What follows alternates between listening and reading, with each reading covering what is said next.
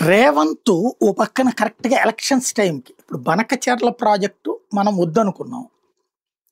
దానికి ఈ ఎలక్షన్ అయిపోయాక మాట్లాడొచ్చు కదా! ఇప్పుడే ఎందుకు అర్జెంట్‌గా టెండర్ రద్దు చేసుకొని మామూలుగా బనకచెర్ల గురించి ఆర్భాట ప్రచారం దాదాపు ఏడాది పాటు చేసినట్టున్నారు.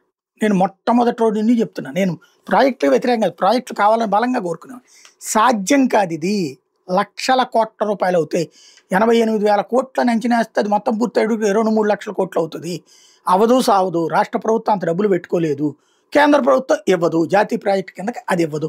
కేంద్రం గనక ఈ నదుల అనుసంధాన ప్రాజెక్టు కింద గనక దాన్ని తీసుకెళ్ళగలిగితే సాధ్యమవుతుంది. కానీ అది సాధ్యం కాదు. ఎందుకంటే ఒకే కాన్సెప్ట్ మీద నీ గోదావరి నుంచి కృష్ణేలోకి తీసుకొచ్చి ఇక్కడికి ఇస్తున్నామంటే అది నదుల అనుసంధాన ప్రాజెక్టు కిందకి కాదు. నదుల అనుసంధాన ప్రాజెక్టు ఏంటంటే ఒక రాష్ట్రంలో మిగిలిపోయే జలాల్ని ఇంకో రాష్ట్రానికి లేదా ఒక నదిలో మిగిలిపోయే సముద్రంలో పారబోసే జలాన్ని ఇంకొక నదిలోకి అనుసంధానం చేసి కొన్ని రాష్ట్రాలకు అదనంగా ప్రయోజనం. అది ఇందులోకి రాదు. కాబట్టి ఇది అవ్వదు. అతి ప్రచారం ఆలు లేదు, చూలు లేదు, అల్లుడి పేరు సోమలింగం అన్నట్టుగా ప్రచారం చేసుకున్నారు. ఇది కంట్రోల్ చేసుకోవడం బెటర్ అని అనేక సార్లు చెప్పా. బట్ లేదు లేదు చేసేయబోతున్నాం, మేము అనుకుంటే ఎంత, లెగిస్తే ఎంత, నడిస్తే ఎంత, ఇట్లా ప్రచారం చేసుకుని వచ్చారు. ఇప్పుడు సీన్ కట్ చేస్తే ఏమైంది? బనకచెర్ల లేదంటూ నిన్న టెండర్లను క్యాన్సిల్ చేసి ఇదేమైంది? రేవంత్ నేను ఆపుతానన్నటువంటి విధంగా ఆయన ఆపాడు అన్నటువంటిది అక్కడ కాంగ్రెస్ వాళ్ళు ప్రచారం చేసుకుంటున్నారు. ఎలక్షన్స్లో ప్రచారం చేసుకుంటున్నారు. అంటే అతనికి బెనిఫిట్ ఈ టైంలో ప్రచారం చేయడం ద్వారా ఈ టైంలో రేవంత్ హీరోని చేయడమే కదా.